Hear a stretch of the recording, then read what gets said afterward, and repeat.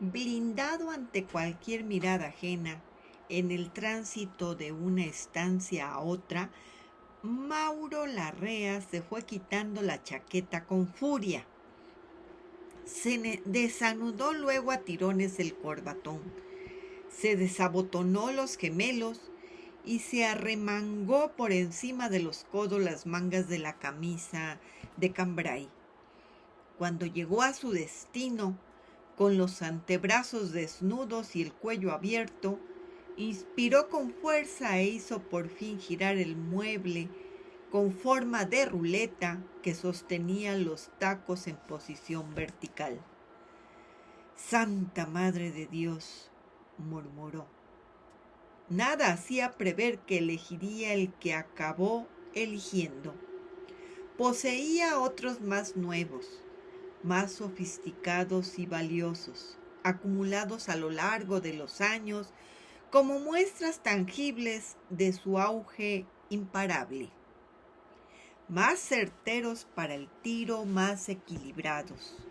Y sin embargo, en aquella tarde que desgarró su vida y cuya luz se fue apagando mientras los criados encendían quinqués y candiles por los rincones de su gran casa, mientras las calles seguían rebosantes de pulso y el país se mantenía obcecadamente ingobernable en contiendas que parecían no tener fin.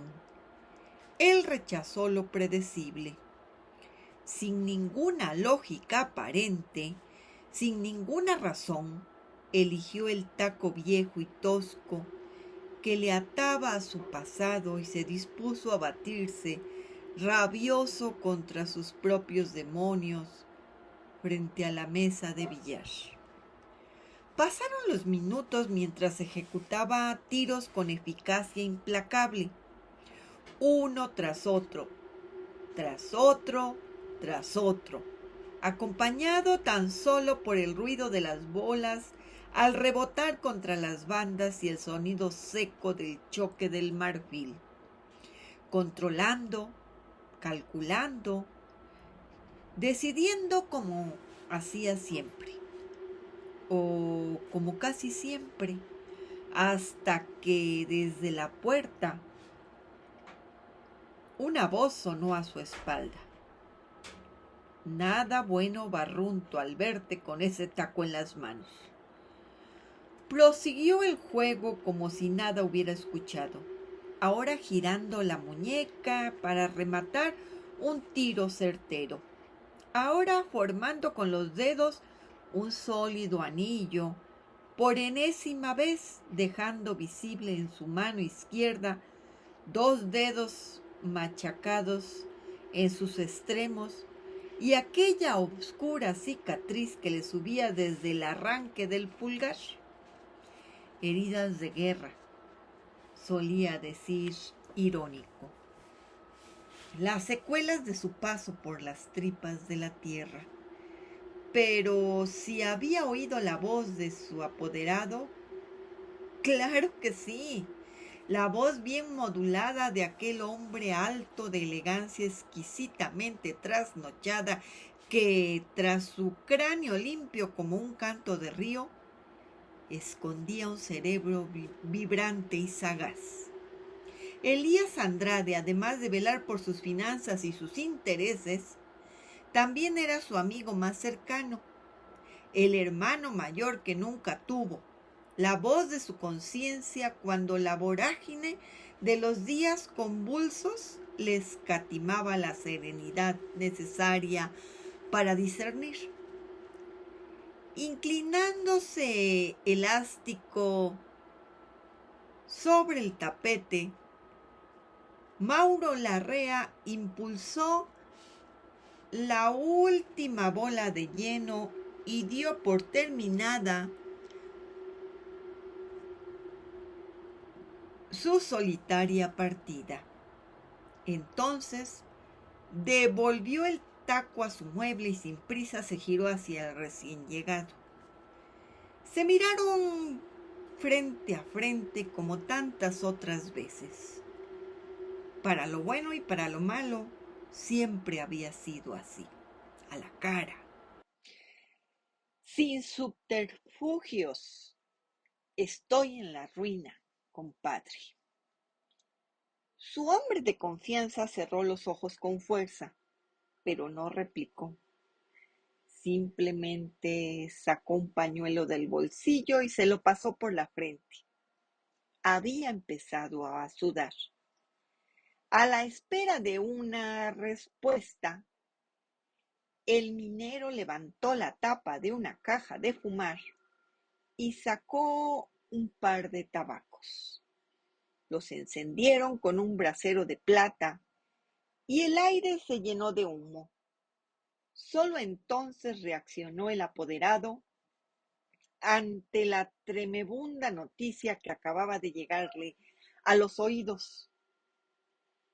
Adiós a las 3 lunas. Adiós a todo.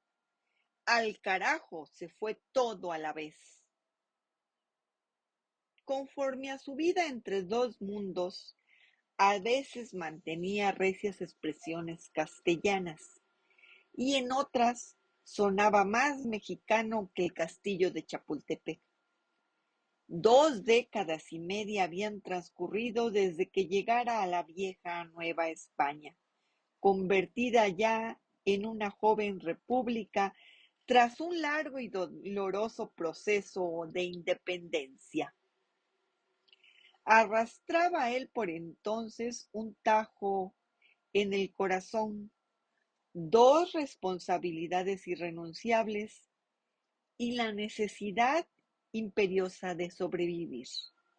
Nada hacía prever que su camino se cruzara con el de Elías Andrade, último eslabón de una añeja saga criolla tan noble como empobrecida desde el ocaso de la colonia.